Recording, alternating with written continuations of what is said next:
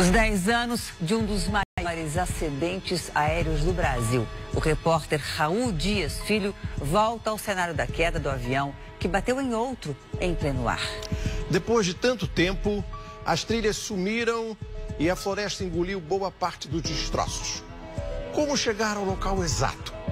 A nossa equipe enfrentou o desafio em companhia dos índios Caiapós. Essa é a nossa reportagem da semana. Estamos no coração da maior floresta do mundo, atravessando rios. Olha que bonita aquela garça, rapaz. Abrindo picadas na mata fechada. Nenhum sinal da trilha. Nossos guias são os índios Caiapós, donos da reserva. Nossa expedição quer reencontrar os destroços do avião da Gol que caiu nesta área depois de bater no jato Legacy em pleno voo. Um desastre aéreo em que 154 pessoas morreram, o segundo maior da história do Brasil. E nós estamos exatamente na metade do percurso. Há 10 anos eu fiz a mesma caminhada. A equipe do Domingo Espetacular foi a primeira a mostrar o cenário da tragédia. Uma missão dolorosa. A gente vai encontrando mais partes do avião, que são as almofadas das poltronas. Ali na árvore parece ser uma calça. Meu Deus do céu.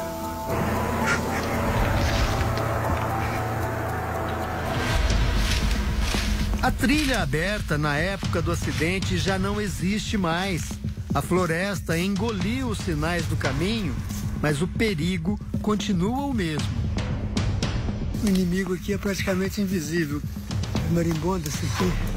Tem uma ferroada no pescoço, várias nas costas, no braço. Pra cá. É. Um pouquinho à direita. Acabamos perdidos na mata. Nós andamos em círculo. É uma longa caminhada até chegarmos ao destino. Depois de 3 dias, quase 30 horas caminhando na mata, a gente encontra os primeiros destroços. O que mudou por aqui uma década depois? Como a rotina dos índios foi afetada pelo desastre. Para eles, este território passou a ser sagrado. Não é uma aldeia. E onde estão os culpados? Como vivem os pilotos americanos condenados pela justiça brasileira?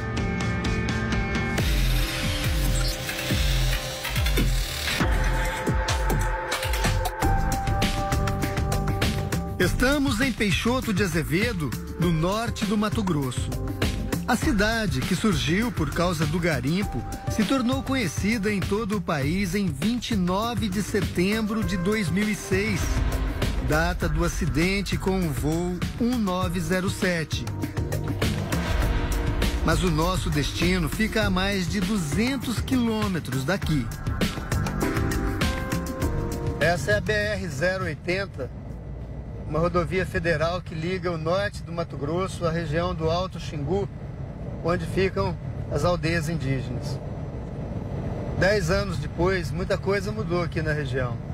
Essa rodovia, por exemplo, hoje é asfaltada.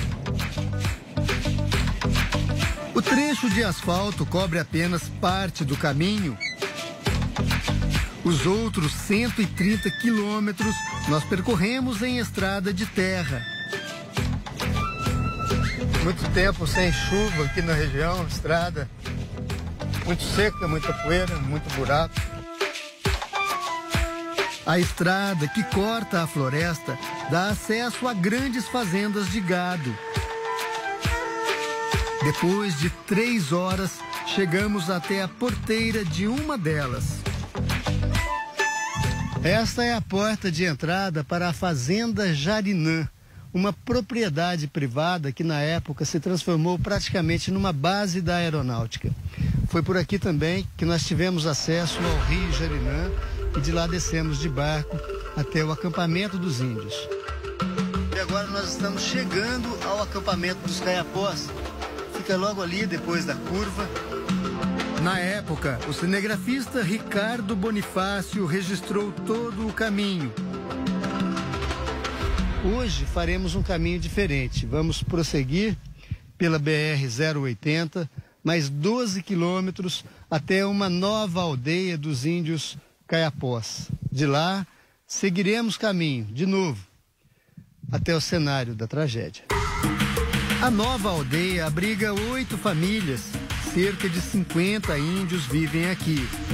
Foram atraídos para cá principalmente pela oferta de alimento, pelos peixes do Rio Jarinã. Olha o pintado no meio delas ali, Raul. Aqui já está bem perto do rio. Perto do rio, 3, 4 quilômetros.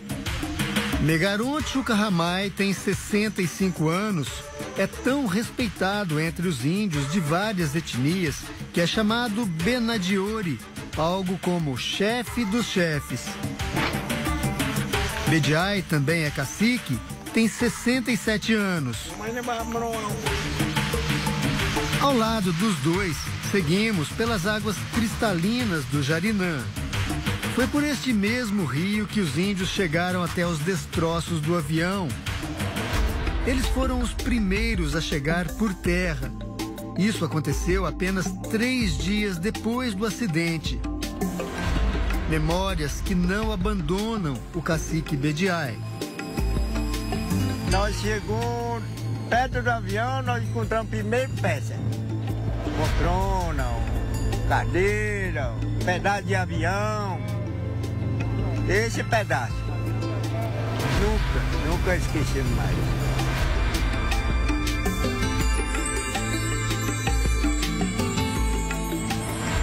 Megaron já viu muitos índios morrerem nas aldeias do Xingu, vítimas de acidentes, doenças e até de fome.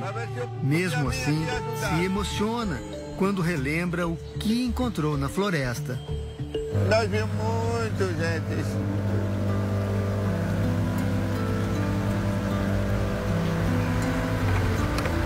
Você fica emocionado de lembrar, Megaron?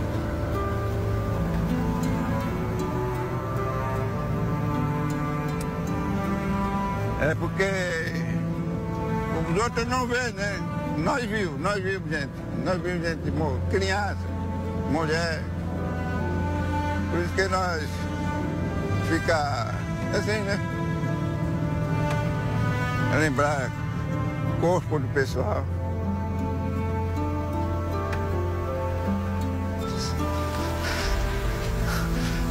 Meu Deus, o cenário que se via depois do acidente mexeu com todos.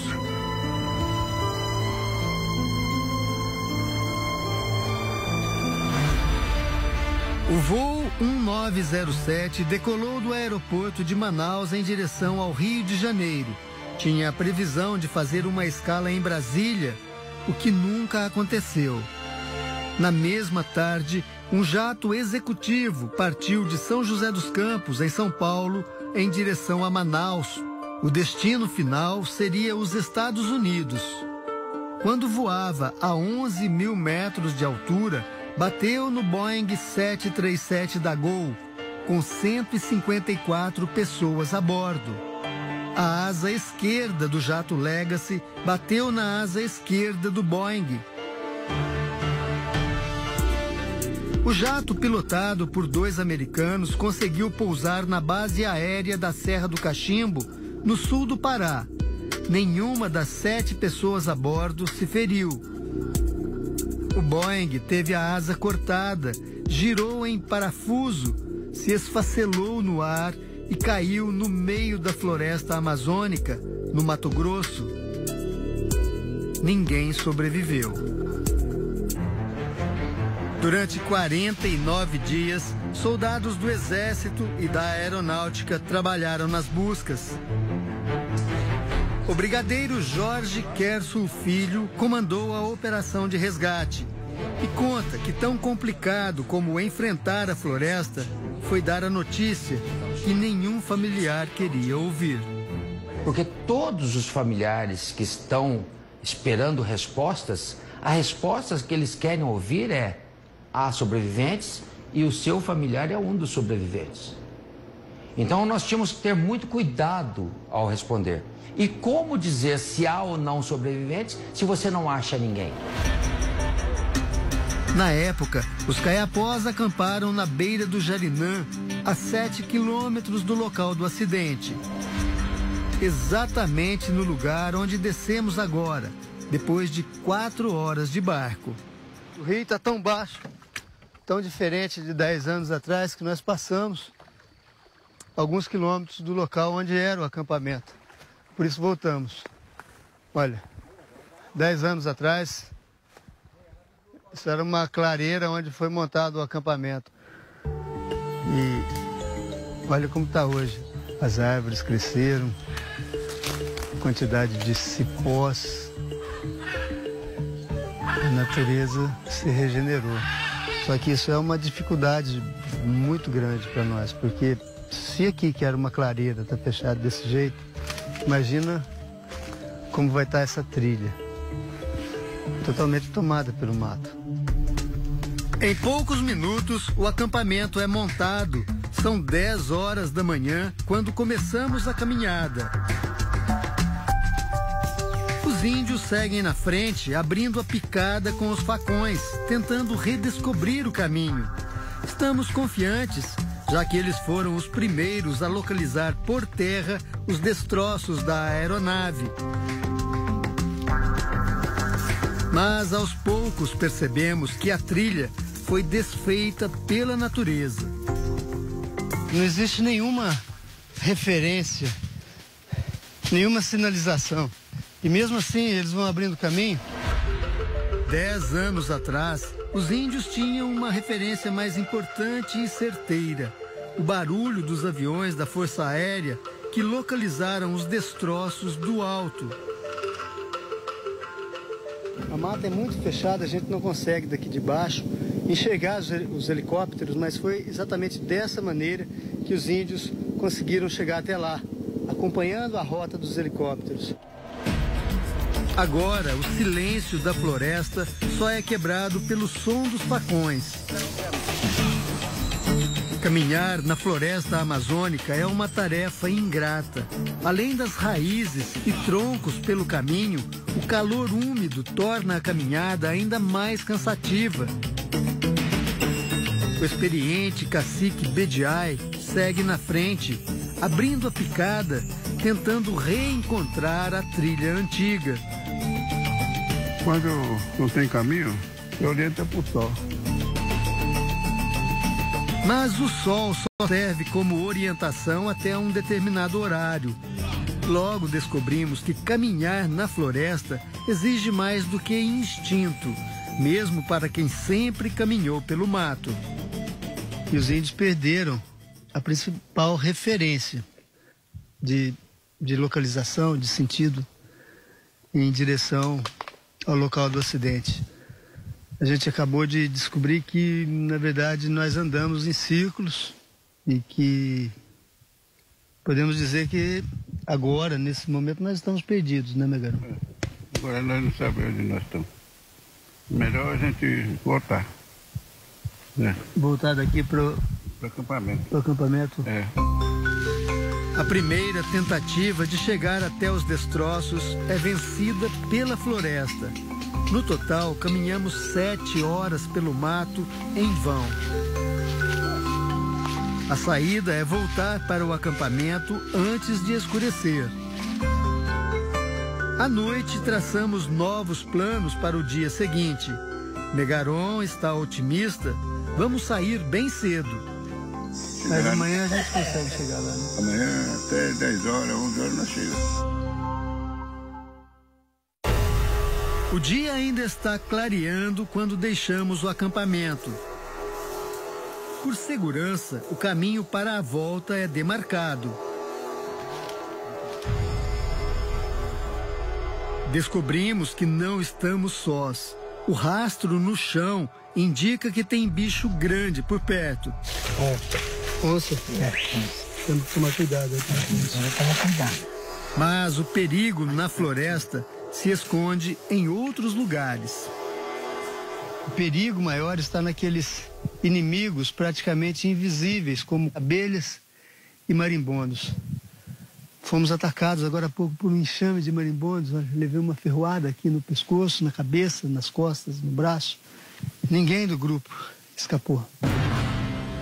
Sentimos na pele a mesma experiência vivida pelos soldados que participaram da operação de resgate em 2006. No local do acidente, o ataque das abelhas é constante e fez um soldado ser socorrido às pressas. Outros rasparam a cabeça por causa da infestação de piolhos. Seguimos em frente. 3 horas já de caminhada e agora a mata fica muito mais fechada, muito mais difícil de caminhar por aqui. O cansaço é evidente e as paradas para descanso se tornam mais frequentes. Primeira coisa é procurar água. O tempo passa e nenhum sinal dos destroços. 6 horas de caminhada, 6 horas. Nós saímos às 6h30 da manhã, agora 12h30. Muntian, o jovem guerreiro caiapó que abre as picadas, também fez esta caminhada em 2006. Era um garoto, tinha 14 anos, quando esteve frente a frente com o horror, no cenário da tragédia. Coisa que nunca sai da minha cabeça. Sempre eu penso os corpos que do pessoal que está espalhado no mato. Ao todo, 154 pessoas, entre tripulantes e passageiros, morreram no desastre. Rolf Gutscher estava no voo.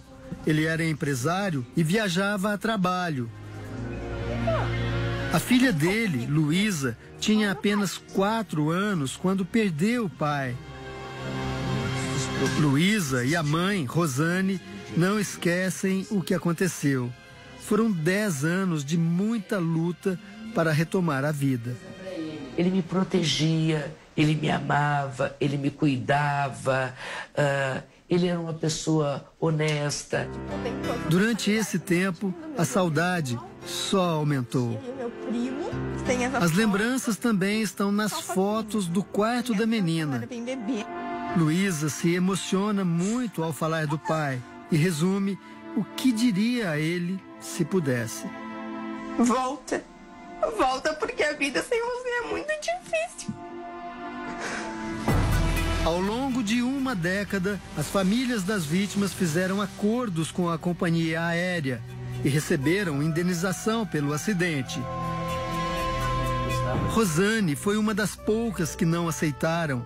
Ela é diretora da Associação das Vítimas do Voo 1907 e recusou pelo menos 2 propostas de acordo. Uma proposta de $2,5 milhões e outra proposta de $5 milhões para que eu desistisse de todo e qualquer processo civil, criminal, no Brasil e lá fora, contra Gol, pilotos e etc. Rosane não condena as famílias que precisaram fazer acordos com valores menores, mas explica por que recusou as propostas. Dignidade não se vende. Nós entramos em contato com a Gol em busca de informações sobre o andamento dos processos e o pagamento das indenizações. A empresa não quis responder e enviou uma nota onde diz: nesses 10 anos, carregamos o nosso pesar e solidariedade aos familiares e amigos das vítimas. A justiça brasileira também condenou os pilotos americanos do Legacy que atingiu o Boeing. Durante a investigação, os peritos descobriram que os pilotos do jato conheciam pouco a aeronave Isso foi comprovado através dos diálogos entre Joseph Lepore e Jean Palladino, registrados pela Caixa Preta do Legacy.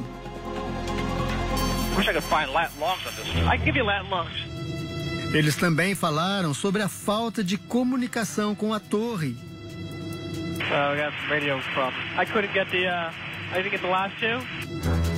A Caixa Preta ainda registrou a reação dos pilotos no momento exato do acidente.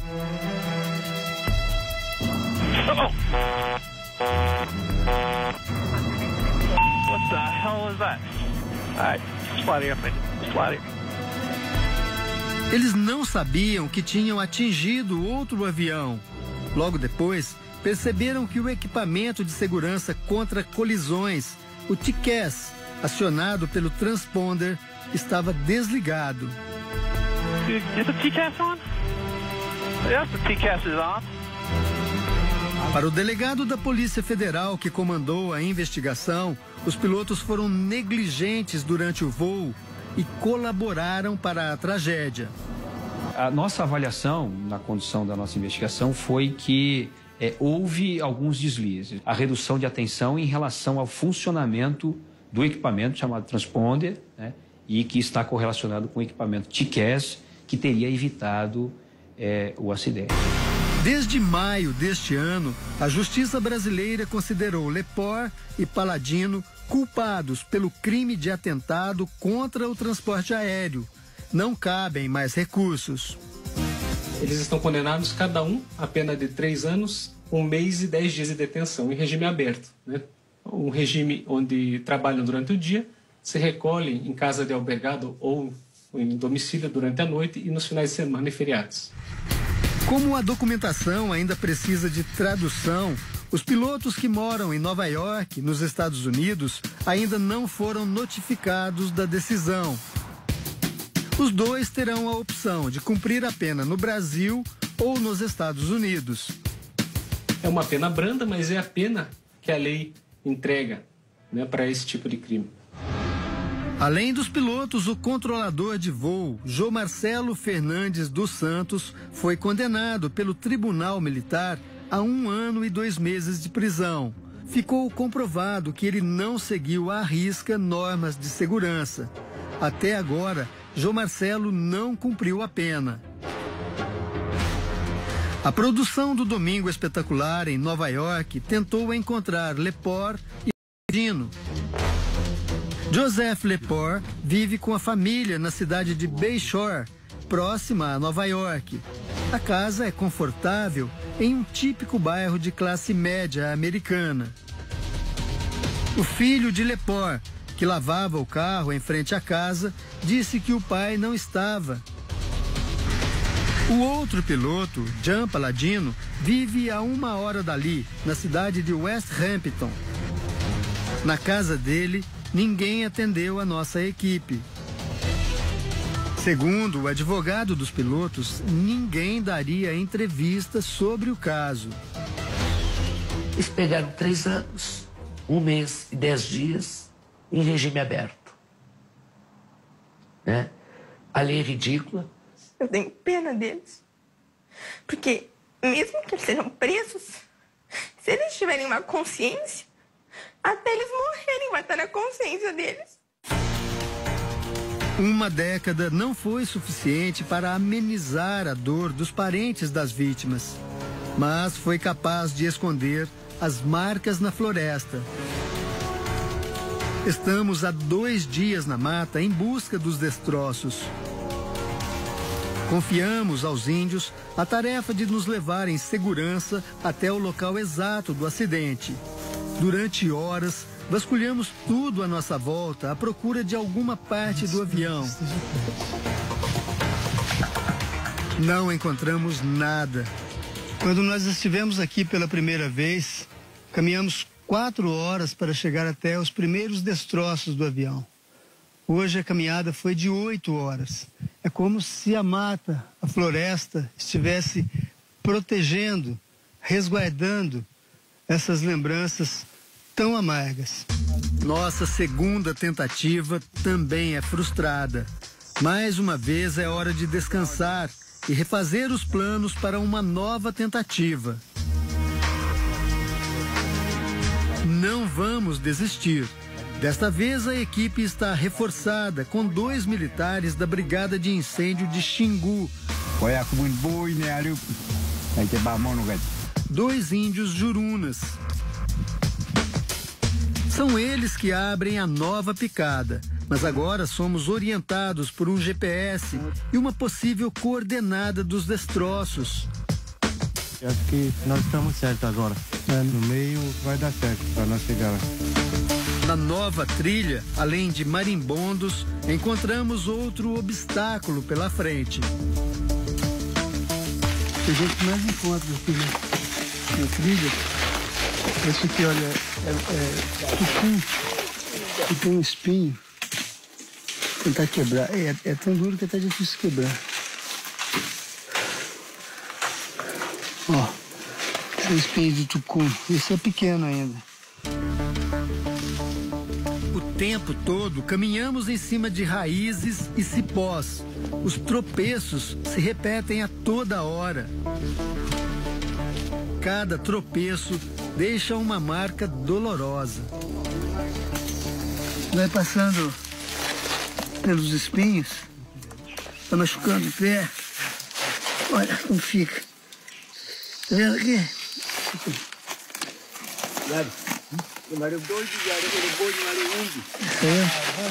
Tá aqui. Ó, já vai na perna. Nem todos os espinhos são retirados, mas seguimos em frente. E arranha gato, viu?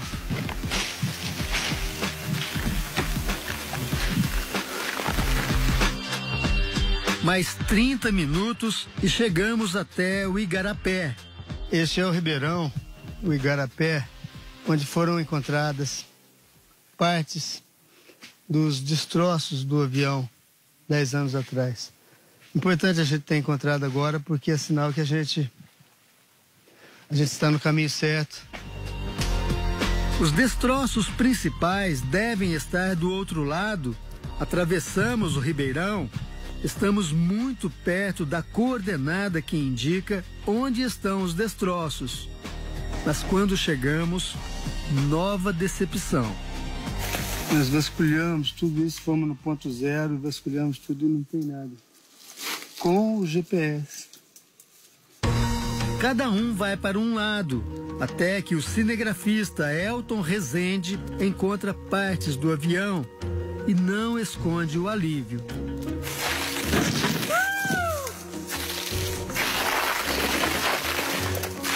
Depois de 3 dias, quase 30 horas caminhando na mata, a gente encontra os primeiros destroços do avião, 10 anos depois.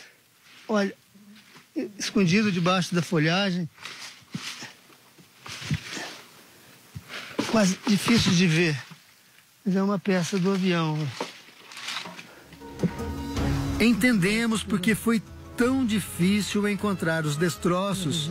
A floresta praticamente engoliu partes do avião. É impressionante como o mato, como a floresta ao longo desse tempo ocultou tudo. A gente vai ter que virar aqui para descobrir que peça. Essa é uma... O que é isso? Uma poltrona. Agora nessa trilha a gente já começa a encontrar de novo muitas peças. Sinal que a gente deve estar perto de outra parte maior, de outro destroço importante do avião. Alguns outros à frente e chegamos até a cabine.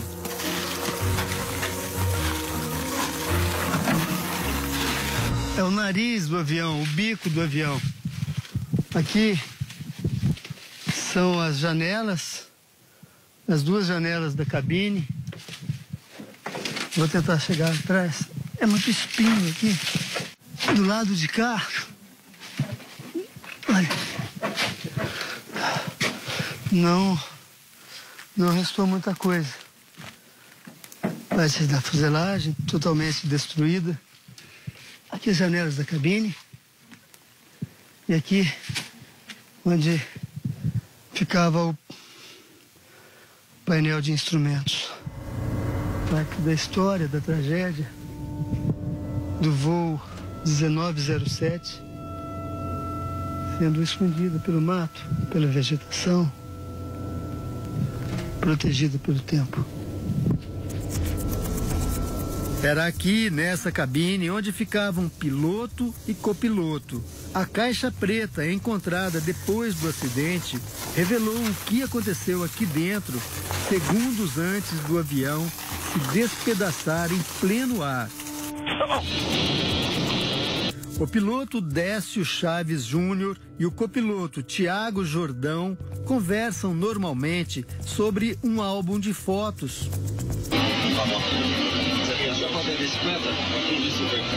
No momento do acidente, os pilotos se assustam.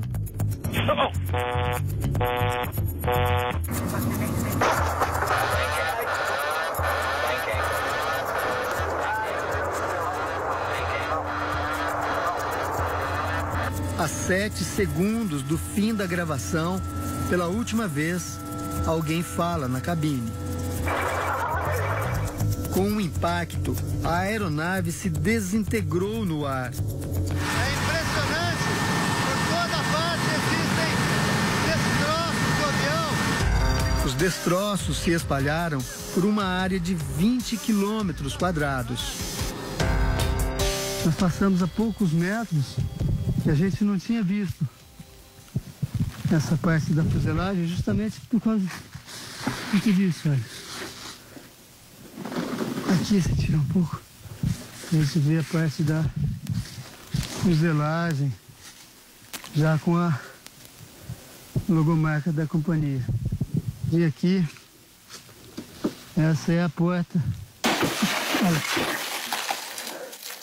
Depois do acidente, a região se transformou numa espécie de lugar sagrado para os índios. Aqui estão as pessoas que morreram, o espírito das pessoas que morreram estão aqui dentro, aqui perto do avião. Então, para nós agora, essa área é sagrada. Nós não vamos caçar, nós não vamos pescar no córrego, nem caçar, nem fazer nem uma aldeia. Embora tenham pedido a retirada das partes maiores do avião, os índios não foram atendidos e brigam na justiça por terem tido parte da reserva contaminada pelos destroços.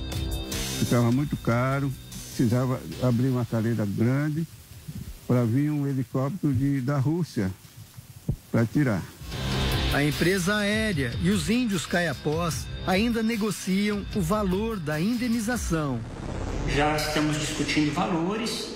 Eu tenho para mim que a proposta está em um patamar condizente com os danos causados à comunidade. Antes de começar o longo caminho de volta, fazemos uma oração. Uma prece silenciosa, compartilhada pelos índios, em memória das 154 pessoas que perderam a vida neste lugar. Nossa expedição termina. 10 anos depois, a floresta nos mostrou que o tempo costuma ser poderoso e implacável. Mas o silêncio impressionante que cerca os destroços nos dá a certeza de que algumas marcas podem ser ainda mais fortes. E essas marcas nem o tempo consegue apagar.